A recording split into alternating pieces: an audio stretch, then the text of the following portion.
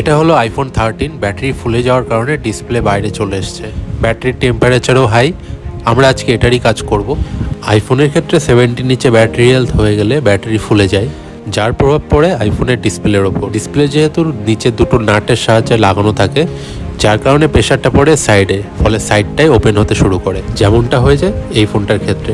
Display তো আমরা open করে ফেলেছি।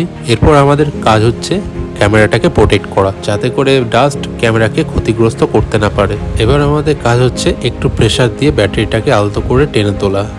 আমরা ডিসপ্লে খোলার সময় যে হিটটা দিয়েছি তাতেই আঠাটা একটু নরম হয়ে গেছে, তাই আলতো করে তুললেই আমাদের কাজ হয়ে গেছে।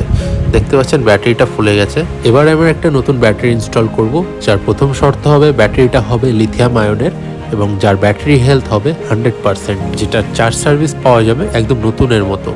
ব্যাটারিটা আমাদেরকে এখানে কানেক্ট করতে হবে ফোনের সাথে, তারপর জায়গা মতো বসিয়ে দিতে হবে। ব্যাস, আমাদের কাজ কিন্তু প্রায় শেষ। আমরা প্রথম থেকে যেভাবে খুলেছিলাম সেভাবে প্রত্যেকটা স্ক্রু জায়গা মতো বসিয়ে আমাদেরকে এটাকে ক্লোজ করে দিতে হবে। চলুন ব্যাটারি হেলথটা আমরা চেক করি। দেখতে পাচ্ছেন ম্যাক্সিমাম ক্যাপাসিটি 100% হয়ে গেছে।